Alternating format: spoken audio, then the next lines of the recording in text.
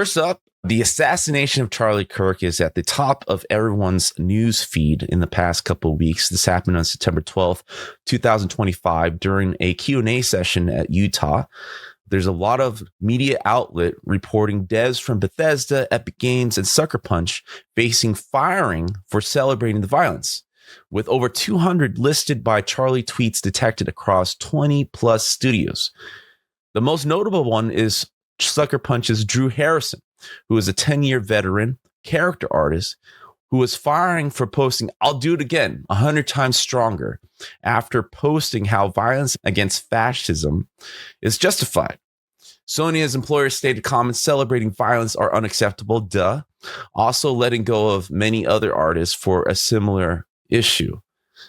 All right, first off, guys, no matter where you stand on the political spectrum, no judgment, let the guy get into the ground a bit before expressing these opinions about how violence is okay. So it is bizarre in a time where every studio in the game industry is looking for any excuse to, like, even looking at them wrong or using too much toilet paper in the bathroom.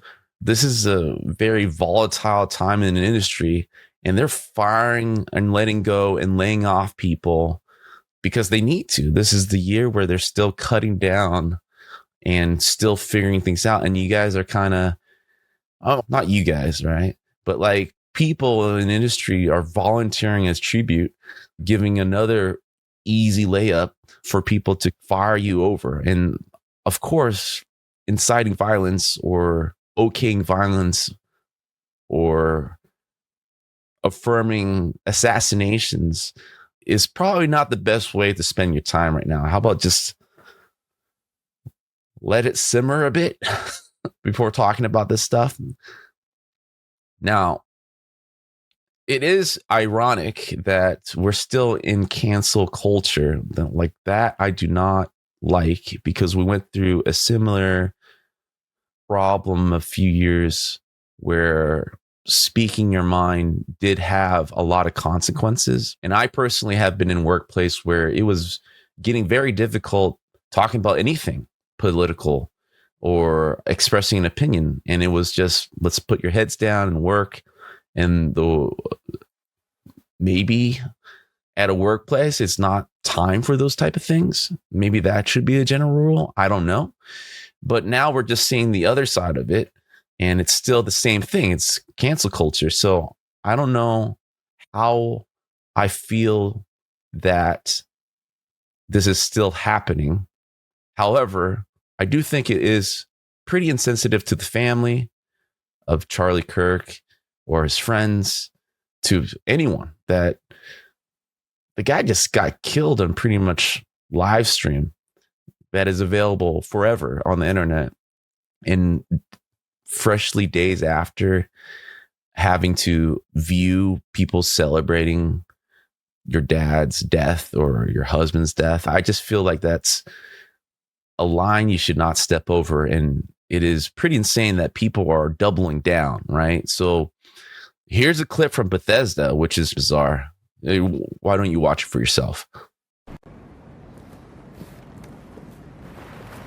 Huh. Nice place. You don't care much about these fascists, do you?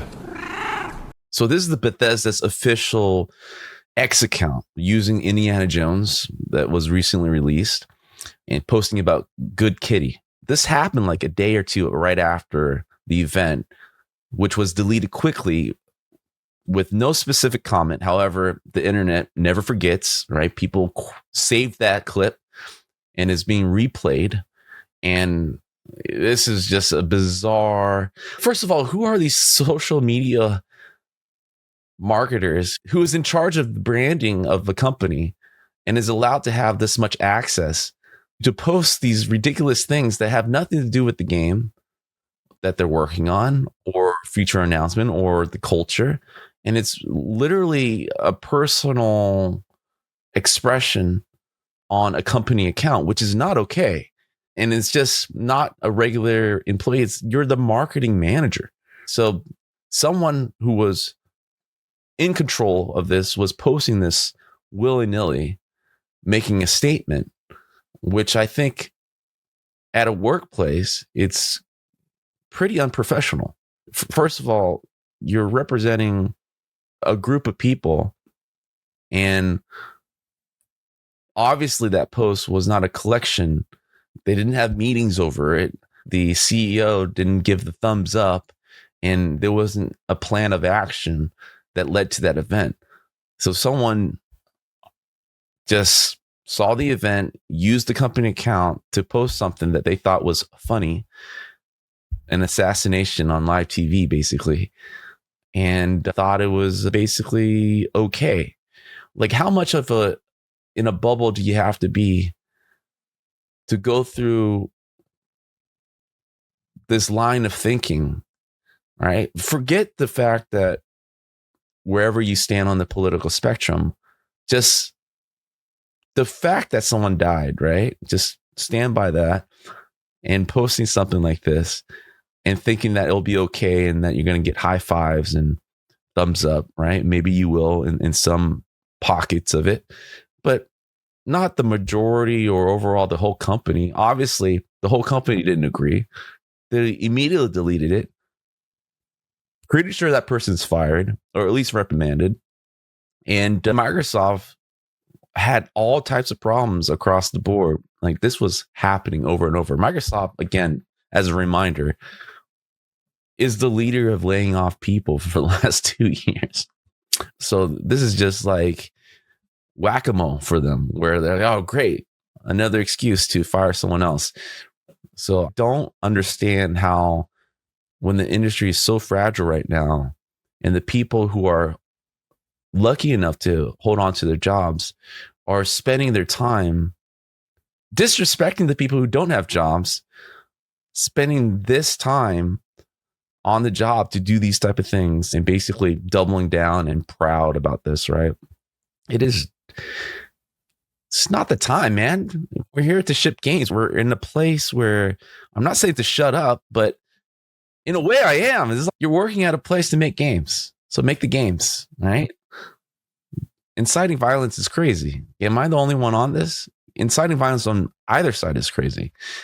And as the company, you're really not leaving the company to say anything else, really. They have to at least review the case.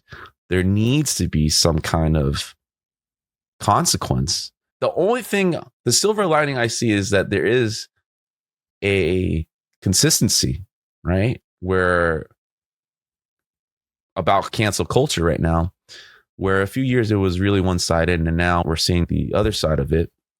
At the same time, though, I do hate the fact that people in their own personal time expressing opinions are being reprimanded.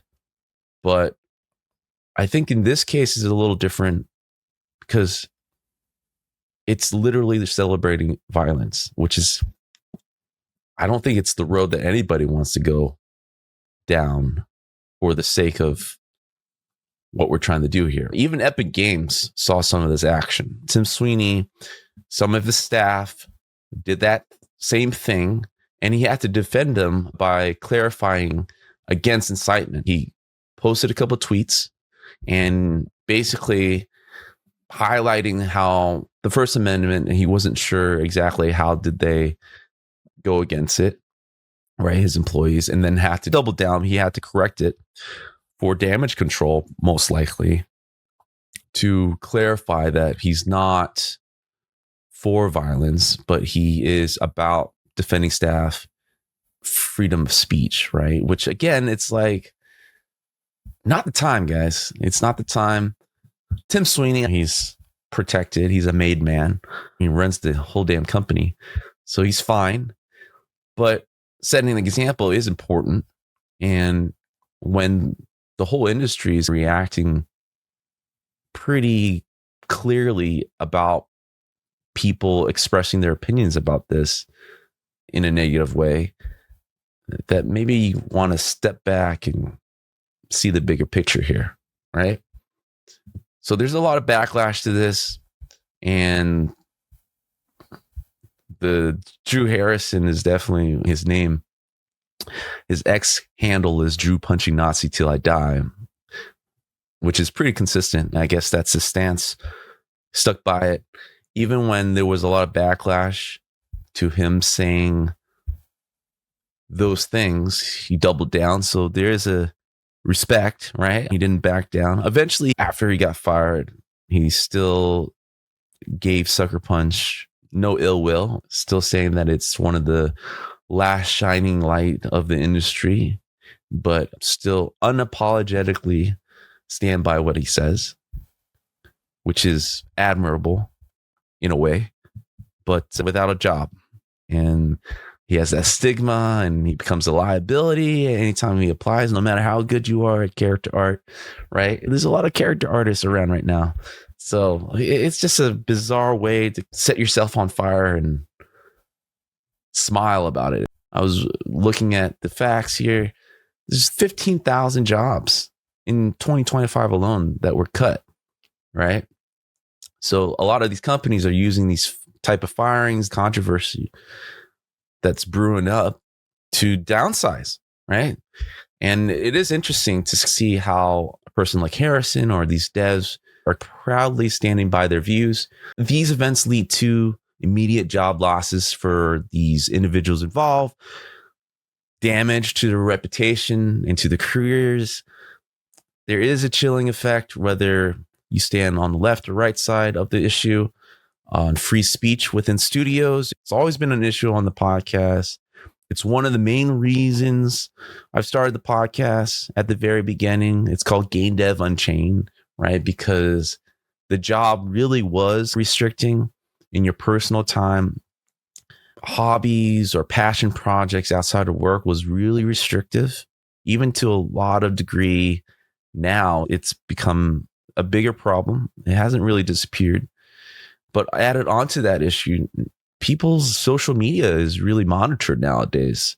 It's become a real thing that outside of the office hours, that your actions and how you behave outside of work hours and office premises, you're handcuffed to the job, right? And there are real consequences to it. So it is a pretty controversial issue that I got to talk to Ray about on our roundtable.